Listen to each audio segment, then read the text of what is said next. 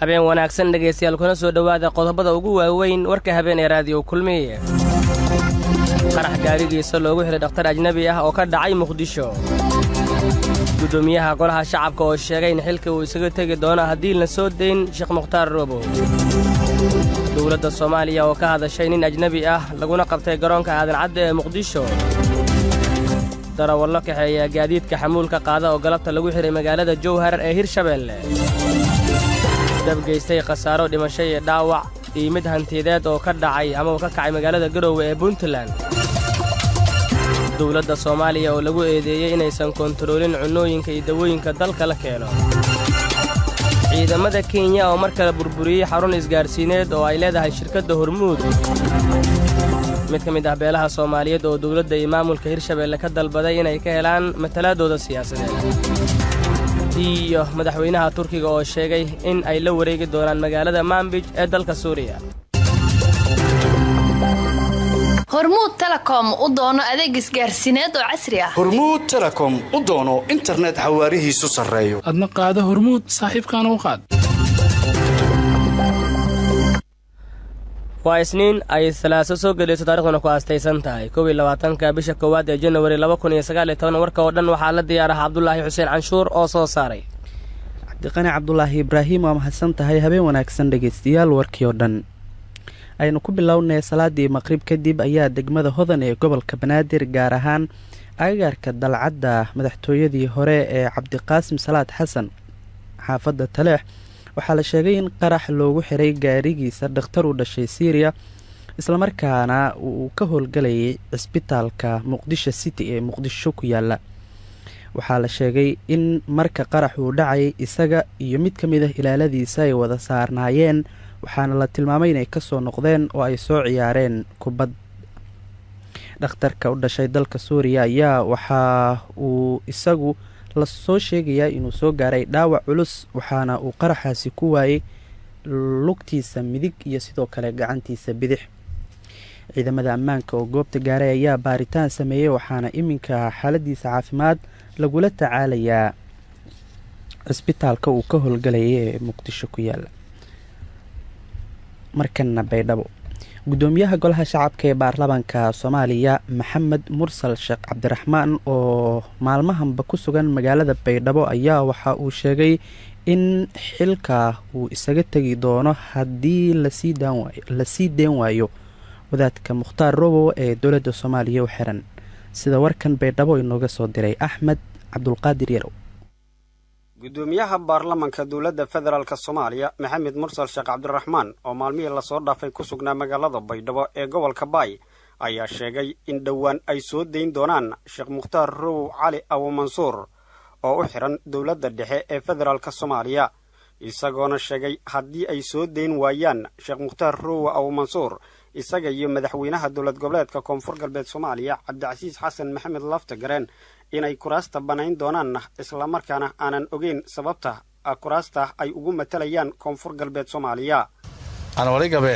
ani Cabdicasiis ba lama qofoodo deegaanku waxa ku jeedaan oo arlaadon ka dhaladay arlaadon nasab sheegdaan wali ilaa ani Cabdicasiis oo sajarna bahdii Mukhtaar ha dhiiwayn kuraasta ka fadhije wal kalo Mukhtaar aan wali siin ballan qaaday waxa dhiye tan kalena intii aan hambana ra'iisul wasaaraha iyo madaxweynaha kula fadheeday arintaasi isin naftitiidin ogdin Mukhtaar lan wali haaye lan mas'uul yahay xaqiiqdii arintun markii dheedi oo lankii luwadi oo lijay la gobaday lihiray hegalijay walaayo ku dambooy caalamka dhan qayli wana wali la swarsaday sababta oo uu salaka doorashadii iska fadheeda waay oo anti lihiri meelinjay su'aal badan oo dawladda ka wajahan nagati hadii international ka gudbi lahaayeen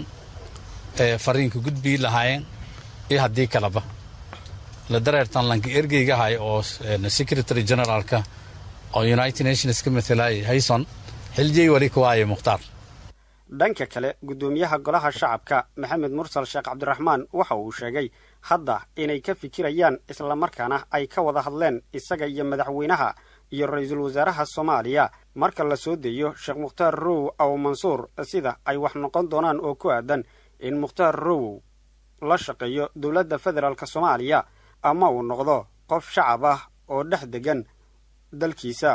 mukhtaar way hadhiye wali dareere processkii oo la dareertan lankii odaygahay oo mas-uulkahay markii la hadhii kadib ma wali nagada doonay lan oo dowladda federaalka la shaqeeya xubin kumide mas-uuliyiinta kumide mas-uuliyiin lan dhiibi dowladda federaalka nagaday mase wali nagada doona anamadi aan nagadoo kuwada hadalaana laakiin madaxweynaha wali hasla go'aansanay iyo ra-iisul wasaaraha hasla go'aansanay mukhtaar in la hadhiye مثلا كل شعب عادي أنت إسكوباي حافظه بكارو حافظ كمدة يدقي يعني حالين توما يسور صدايا أنا مختار جمري أقوم والله لكن مركتين لما جور سدجور أفرجور أقولون يعني لما جور عملنا أصلقاء يعني لقيت مسكنتيس إن شقيا سو يد ندقمو أو دجيل ومطن إن والنجا تفضاو أرجوه عدو جيك سدن إنجلي لم فضاوي إن ومطن كأنما هيري جميس إن سارنتا مختارن عبرة مركزين أرقدان. هذا كان كسو يري قدوميها قلها الشعب كصوماليا أي إيمانية أيضا مقالة بيدبو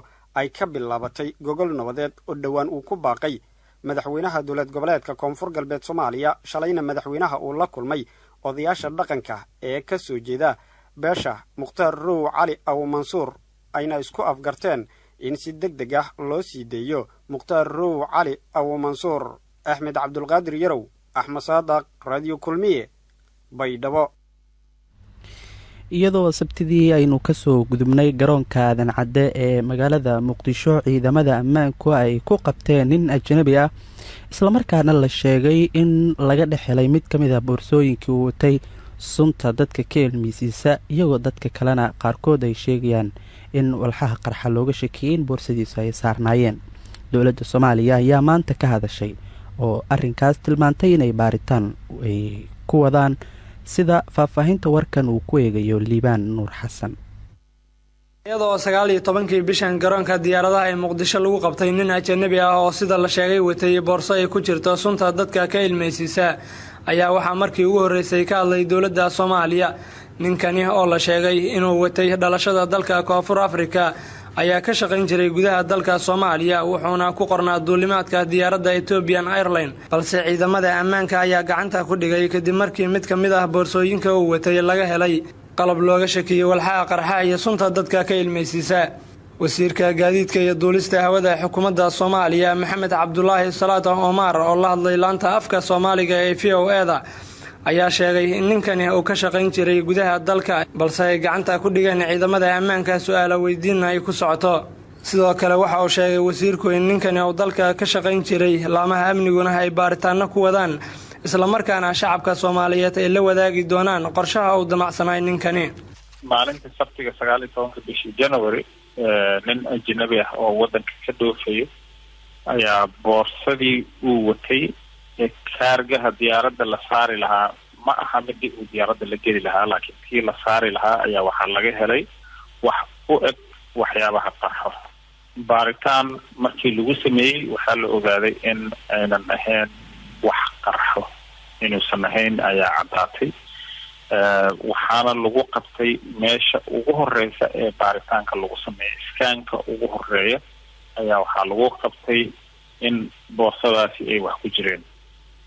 dad loo tababar khaas u leh inay baaraan iskaanka akhriyaan wax kasta oo boorsada ku jira iyo amniga airportka iyo shirkadda Favori dhammaan meesha way wada joogeen waana la wada qabtay. dad dhalinyaro oo tababaran oo Soomaaliyeed ayaana qabatay. wax cabsi ah airportku ay arrintaasi gelinaysa ma jiro wax threat ah oo amniga wax gelinaya haba yaraatee ma uusan jirin. sida airportada kale ee adduunka marka aad tagto boorsadaada midi ama sakiin ama wax un aad ku dhex ilowday looga heli karo iskaanarada ugu horeeya ee intii la qaado laga tago oo kale ayaa halkanna waxaan ku qabanay wax boorsada ku jira meesha ugu horeysa lagu qabteen lagu baarayna oo ka helnay meelo kale oo uu sii mari lahaa baaritaano kalena weli way u sii dhimanayaan laakiin meeshii ugu horeysay ayaan ka helnay. waxaana inoo cad in amnigu uu aada u shaqeynayo dadka soomaaliyeed ee ka shaqeeya amniga ee diyaaradaha airboortka joogana inay aada u feejignaayeen oo haba yaraatee waxba aynan ka gudbeynin iskaanka ugu horeeya ayaa runtii inoo caddaatay aada iyo aad ayaan ugu codkaasi wasiirka duulista hawada ee xukuumadda soomaaliya waxaa u dambeeyey warkii waryaheena liibaan nuur xasan. markana shabeellaha dhexe haddii aynu eegno darawallo kaxeeya gaadiidka xamuulka qaada ayaa gelinkii dambe ee maanta waxaa lagu xiray magaalada jowhar oo xarun u ah maamulka hirshabeelle. yuusuf abuubakar ibraahim waryaha idaacadda kulmiye ee gobolka shabeellaha dhexe ayaa goordhow warkan inoo soo diray. ilaa 6 qof oo ah darawallada kaxeeya gaadiidka waaweyn ee qaada xamuulka ayaa lagu xirxiray magaalada jowhar ee xarunta u ah maamulka hirshabeelle. ciidamada nabad sugidda ayaana la sheegay in darawallada ay ku xireen xarunta nabad sugidda ee magaalada jowhar. ila lagu kalsoonaan karo ayaa idaacadda kulmiye u sheegay in darawallada loo haysto lacago canshuura oo ay siiyeen al-shabaab. dhinaca kale darawalladan kaxeeya gaadiidka waaweyn ee xamuulka qaada ayaa dhawaan iska diiday inay alaabo u soo qaadaan dhismayaasha xarumaha baarlamaanka iyo madaxtooyada hirshabeelle kadib markii al-shabaab ay taleefano ka soo waceen iyagoo amar ku siiyey inaysan la shaqayn karin shirkadaha qaatay qandaraasyada lagu dhisayo xarumaha dowladda hirshabeelle. waxaana xilligaas al-shabaab ay gubeen ilaa 2 gaari oo waaweyn kuwaas oo qalab dhisme u soo waday xarunta baarlamaanka hirshabeelle oo markaa dhismaheeda la bilaabay inkastoo markii dambe la joojiyey. isku soo wada duublaamaha ammaanka ee magaalada jowhar ayaa ka gaabsaday inay ka hadlaan xarigga ciidamada nabad sugidda ay kula kaceen darawallada kaxeeya gaadiidka waaweyn ee qaada xamuulka. sidoo kale mas-uuliyiinta maamulka degmada jowhar iyo kan gobolka shabeellaha dhexe ayaanan ka hadlin arrintan. kol hore ay ahayd markii taliska nabad sugidda gobolka shabeellaha dhexe iyo maamulka gobolkaba ay soo saareen amar la xiriiray inaysan dadka jooga magaalooyinka gacanta ugu jira ciidamada dowladda la macaamili karin al-shabaab iyagoo xilligaasi xiray ganacsato al-shabaab ay ugu yeereen gamboole oo tagay. xarigga gaadiidleydan loo haysto inay lacago canshuuraha siiyeen al-shabaab ayaa kusoo beegmaya xilli maanta wasiirka ganacsiga xukuumadda soomaaliya uu sheegay in dhammaan dadka ku sugan deegaanada gacanta ugu jira dowladda soomaaliya ay al-shabaab siiyaan canshuuro iyagoo u bixiya sababo la xiriira baqdin ay ka qabaan nafsadooda. yuusuf abuubakar ibraahim keenan, shabeellaha dhexe. magaalada garowana dab geystay khasaare dhimasho iyo dhaawac iyo mid hantiyadeed ayaa waxa uu ka kacay magaaladaasi sida cumar maxamed soomane oo warkan ku dhammaystirayo. hal ruux ayaa ku geeriyooday 2 kalena waa ay ku dhaawacmeen dab ka dhashay haanta nooca gaaska keedisa ah oo maanta ku qaraxday meherad ku taalla bartamaha magaalada garowe ee caasimadda maamulka puntland. goobjoogayaal ku sugan garowe ayaa warbaahinta u sheegay in haantu ay qaraxday kadib markii ay haleyshay xabad uu ku riday askari ka tirsan ciidamada amniga puntland oo qof shacab ah ay is-afdhaafeen islamarkaana uu dab ka qabsaday gudaha meheradda. mid ka mid ah howlwadeennada cisbitalka guud ee magaalada garowe ayaa warbaahinta la hadlay waxaana uu kaga warbixiyey sida ay tahay xaaladda dadka ku dhaawacmay dabka ka kacay maanta magaalada garowe oo xilligan lagu dabiibayo cisbitalka ku yaala magaaladaasi. oo waxa weeye 3 bukaan markii naloo keenay mid ka mid ah wuxuu ku shiray shock oo waxa weeye yani uu ku sababay dabkii ay ku gubteen. marka isla markiiba benshiliski waanu kala qaybinay. actually waxa jira wax la yiraahdo triaging oo patientska dhibaatada soo gaadho emergency markii la joogo waa la kala qaybiyaa. marka triaging markaan sameynay patientigan markii aanu labada patient hore markaan stabilization ku sameynay isla markiiba kana aanu ku bilowna shaqadii waxaanu isla markiiba aanu ogaanay patientigi Sofia paniska lahaa oo 100% boqolkiiba boqol jirkiisa uu gubtay inuu isla markiiba shoogi uu ku jiray markii naloo keenay uu dhintay. waayo isagu wuxuu lahaa gubniinku wuxuu ahaa gubniinkiisu mid banaanka iyo gudahaba askarigii falka geystay oo goobta ka baxsaday ayaa gacanta lagu soo dhigay waxaana iminka uu ku xiran yahay saldhigga dhexe ee magaalada garowe sida ay xaqiijiyeen saraakiisha ciidanka booliska ee magaaladaasi. caasimadda puntland ee garowe ma lahan xilligan wax dabdamis ah iyo ciidamo u tababaran oo ay magaaladu ay leedahay taasoo inta badan kordhisay khasaaraha ka dhasha dabka ka kaca inta badan magaaladaasi. dhowr jeer oo hore ayaa sidan oo kale dab khasaare dhimasho dhaawac iyo burbur hantiyadeed dhaliya waxa uu ka kacay magaalada mana jiro wax dabdamis ah oo dowladda hoose ee magaalada garowe ay leedahay. dowladda soomaaliya ayaa lagu eedeeyey in aysan koontaroolin inta badan cuntooyinka iyo sidoo kale dawooyinka dalka soo gala ama la keeno. yunis duraan cali ayaa warkanna eegaya. kulan dooda oo ay soo agaasintay xarunta tala soo jeedinta Soomaaliyeed oo looga doodayay sidii loo horumarin lahaa agabyada caafimaadka ay adeegsadaan goobaha cisbitaalada ee dalka gudihiisa ku yaala ayaa waxaa lagu qabtay maanta magaalada muqdisho.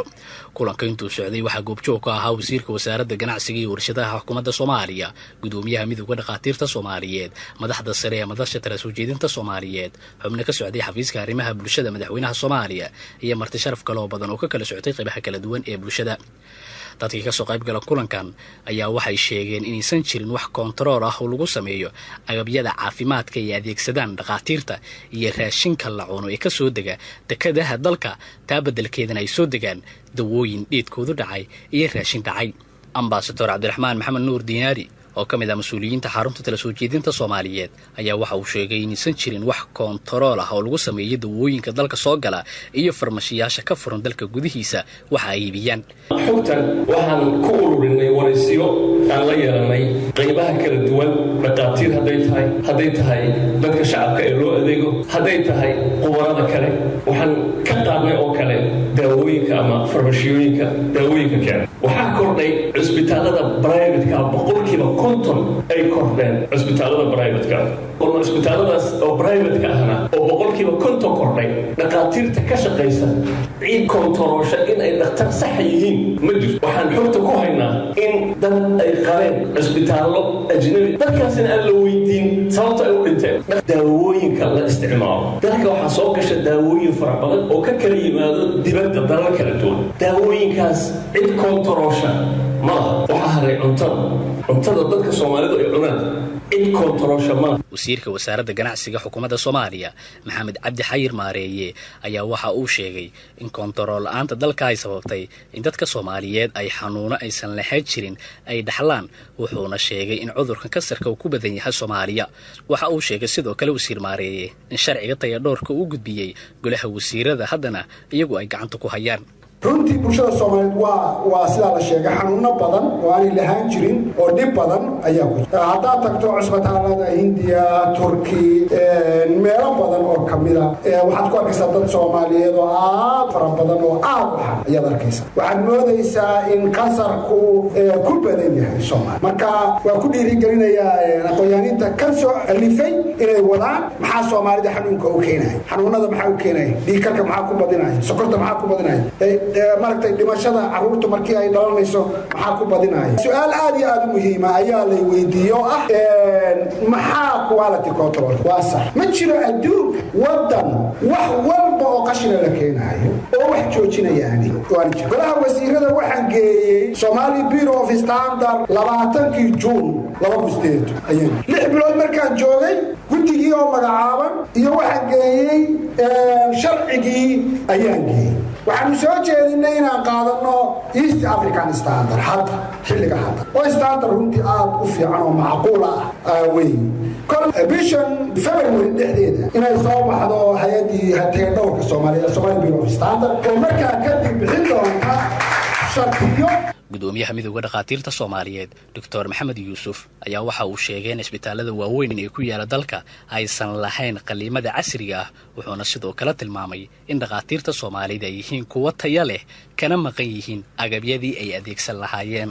daktarku waa soo baxay talented waay. qaarkood waxay ku sigan yihiin yani tendency waxay leeyihiin scientist inay noqdaan, big researchers inay noqdaan, laakiin waxa ka maqan waxa waaye toolskii iyo qalabkii ay ku shaqayn lahaayeen. ka waran isbitaal weyn oo sida isbitaal Madiina ah ma lahan CT scan, ma lahan MRI, endoscopy laguma samayn karo, laparoscopy laguma samayn karo. laparoscopy-ga waxa waa qalliinka la yiraahdo laser ay Soomaalidu u taqaanaa. hadda waxaa kaloo jiro ganacsato ayaa caafimaadka qabsata. ganacsato inay wax qabsato ma diidanin, laakiin habka ay ku qabsanayso hab sharciyeysan maaha. sharciga caafimaadkana hadduu soo baxay oo baarlamaanka ay soo approve gareysay, laakiin lama dhisin medical council. daktarka ajnabiga ah oo soo galaya waxaa la rabaa in waxa uu sheeganayo ma yahay mase ma ahan, cid xaqiijin kartaa ma jirto. ma garatay daktarka khabiirka ah oo Soomaaliga ah oo joogo mataqaanaa maxay ahayd internal medicine, cardiologist-ka, surgeon-ka oo khabiirka ah waxaa laga jecel yahay ninka caddaanka ah oo ajnabiga ah. codka gudoomiyaha ururka dhaqaatiirta Soomaaliyeed Maxamed Yuusuf waxa uu dambeeyay warbixintii Yunis Duraan Cali. markana jubbada hoose wararka ka imanaya gobolkaasi ayaa sheegaya in ciidamada Kenya ay gubeen xaruntii sharikada isgaarsiinta Hormuud ee deegaanka Duyac Garoon oo ka tirsan deegaanka Salagle ee gobolka jubbada hoose. qof ka tirsan shaqaalaha sharikada oo waqtiga ku sugnaa xarunta ayaa la sheegay in ciidamadu dibadda ay uga saareen kadibna halkaasi ay ku burburiyeen dhismihii agabkii yaalay iyo anteenadii sharikada intaba. ciidamada ayaa burburinta xarunta la sheegay inay u adeegsadeen miino ama walxaha qarxa. xarunta ayaa qayb ka ah xarumihii dhowaan hawada ka baxay markii sidan oo kale loo gubay xaruntii isgaarsiinta ee deegaanka Cali Bulle. waxaa hadda hawada ka maqan oo aanan shaqaynaynin sida lagu soo waramayo qaybo ka mid ah deegaanada gobolada Jubbooyinka iyo Gedo oo xarumaha la burburiyay xiriirka isgaarsiinta uu isticmaali jiray. xarumaha la burburiyay waxaa deegaanadaasi ay ku yaalaan ka mid ah deegaanka Cali Bulle, Diif, Duyac Garoon, Gireley, Khadiijo Xaaji iyo Ceel Baade oo ka kala tirsan gobolada Gedo iyo Jubbada Hoose.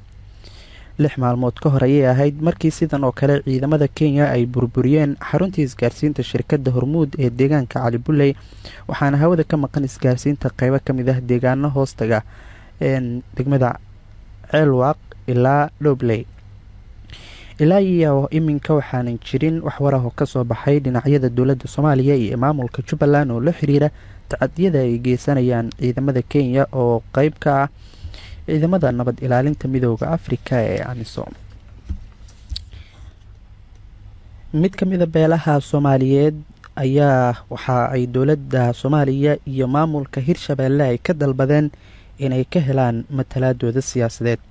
Farxaan Maxamed Xuseen oo kulan maanta Muqdisho ay isugu yimaadeen ka qayb galay ayaa warkan inoo diyaariyay.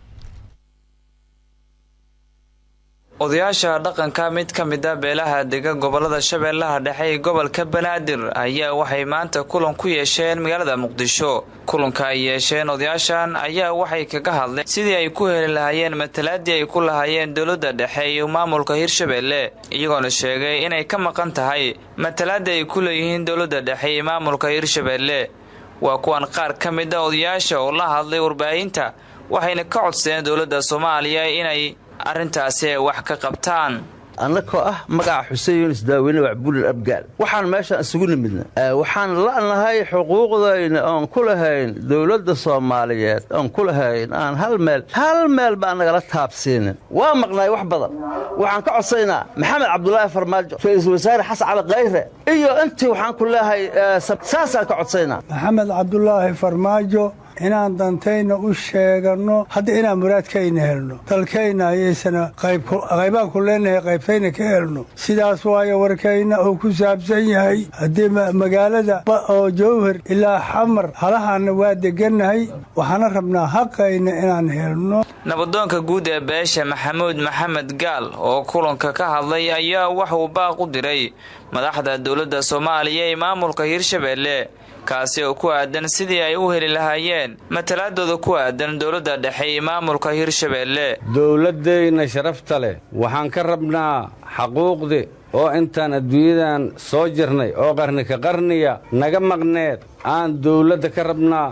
anigoo ah nabadoonka beeshaan waxaan dowladda ka codsaa madaxweynaha, ra'iisul wasaaraha, gudoomiyaha baarlamaanka, gudoomiyaha aqalka sare, kulli gobolka Banaadir xaquuqdayni oo aan ku lahayn Hirshabeelle waa ku maqan tahay. tii gobolka Banaadir waa ku maqan tahay. tii dowladnimo waa ku maqan tahay. tii baarlamaan waa ku maqan tahay. wax walbo xaquuqa oo ay beeshaan lahayd muddo badanna waa u soo doodnay.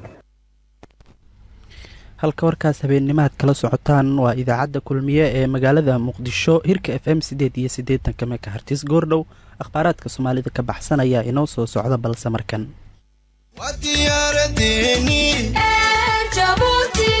duulimaad raaxa leh degdegsiimaya ammaano ayr Jabuuti u doono.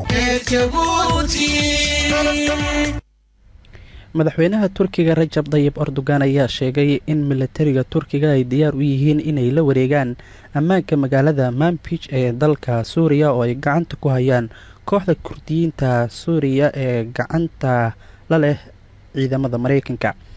war laga soo saaray xafiiska madaxweynaha wadanka turkiga Rajab Tayyip Erdogan ayaa lagu sheegay in madaxweyne Erdogan uu axadii shalay ahayd khadka telefoonka uu kula hadlay dhigiisa Mareykanka Donald Trump maalmo yar kadib markii ay kooxda Daesh weerar ay magaalada Manbij ka geysteen ay ku dishay 19 ruux oo ay ku jiraan 3 askari oo Mareykan ah.